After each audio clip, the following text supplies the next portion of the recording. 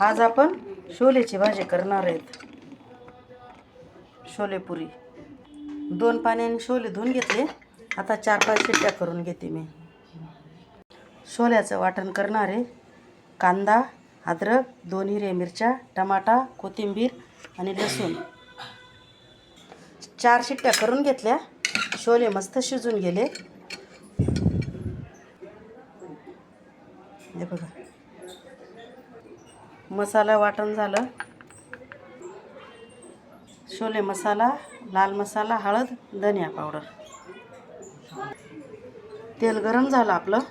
आपण आता त्याच्यात कढीपत्ता टाकू, वाटण टाकू. त्याच्यात आपण 2 हिरव्या मिरच्या टाकू. मसाले टाकले. आता ते मस्त परतून घेऊ. मसाला मस्त तेल सुटेपर्यंत परतून घेतला आपण त्याच्यात आता शिजलेले छोले टाकू.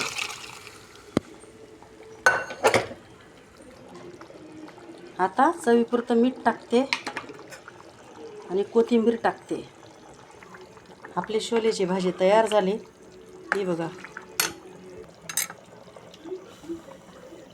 किती तरंग आली बघा आपल्या भाजीला. मी आता गॅस बंद करते.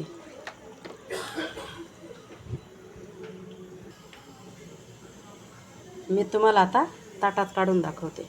बघा छोलेची भाजी, गरम गरम पुरी. कशी वाटली छोलेची भाजी हे कमेंट करून सांगा.